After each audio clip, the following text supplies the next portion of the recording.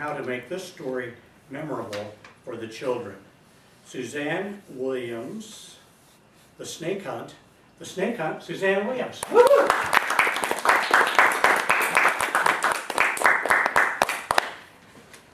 Good evening, fellow Toastmasters, our guests, and our new member, hopefully, Michelle.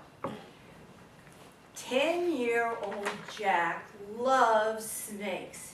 He loves snakes so much that he wanted his parents to build a snake pit in the backyard. And he dreamed of all the different kinds of snakes he would have in that hole.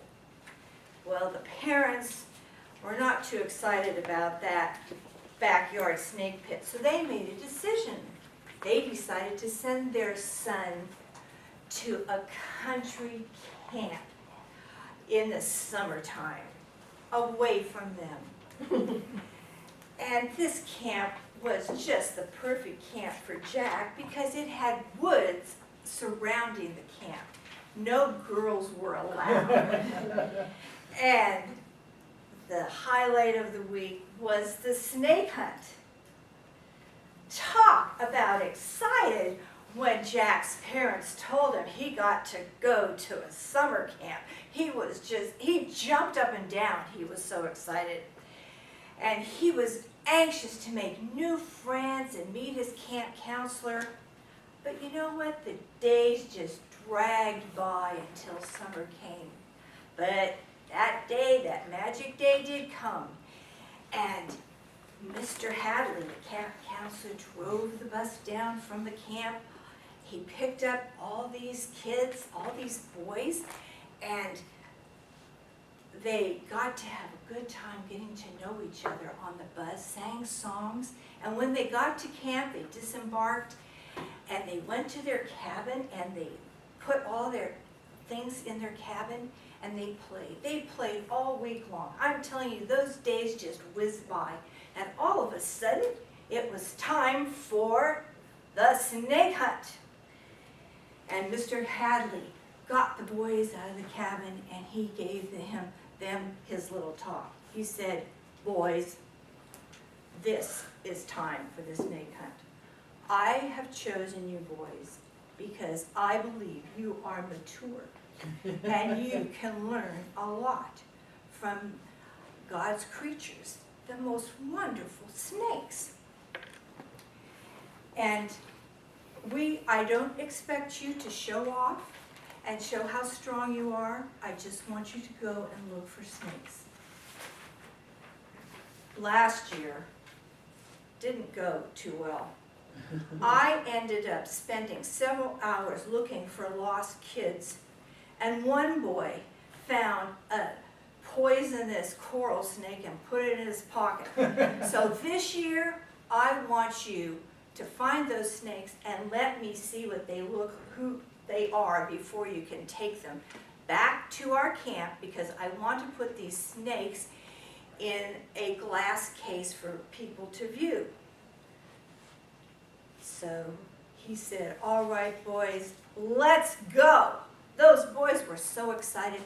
They tramped through the woods. They ran and scrambled over rocks by the river, and they lifted up logs, they lifted up stones, they looked for snakes, and they found snakes. They found 6 snakes. We think it was 6 snakes. And then Mr. Hadley, they go back to camp, and Mr. Hadley looks at Jack, and he says, "Jack, what happened to that snake that you had? Did you find a snake?" And he said, "Yes, but I let it go. And I didn't think it would be good for that snake to end up in a glass case." And Mr. Hadley looks at Jack and he says, "Jack, are you sure?" And Jack says, "Of course, I wouldn't keep that snake." And Mr. Hadley says, "All right, just make sure that there's no snakes in the cabins." And at that point, Mr. Hadley went to the bathhouse. Well, Jack felt so proud of himself for what done, nobody was going to find out about the snake he had in his backpack. So he raced to the cabin, and he went in that cabin, and he took the snake, and he put it down at the bottom of his sleeping bag. And then, a few hours later, he went in to get into his sleeping bag. And sure enough, the snake was still there. And he was so excited, his bare feet, it felt like a Moroccan wallet. It was wonderful. And pretty soon he was in dreamland. He was having wonderful dreams.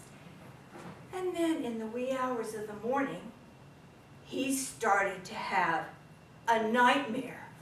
He felt wiggly things crawling all over him. He couldn't breathe. All of a sudden, he sat up in his sleeping bag and went, "Ah!"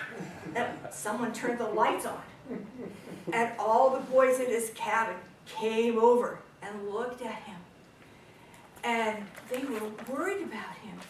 And then all of a sudden, they started laughing because they were little baby snakes. Lots of little baby snakes. And every time he tried to pull one off, another one came.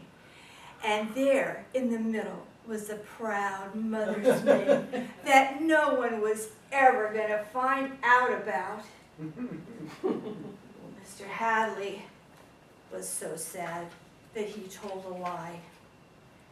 And Jack said to Mr. Hadley and to his other cabin mates that he was so sorry that he lied and that he would never do it again. And in the Bible, in Zechariah, it tells us to speak the truth to one another because that brings peace. Don't ever swear that something is true when it's not, because I hate that sort of thing, says the Lord.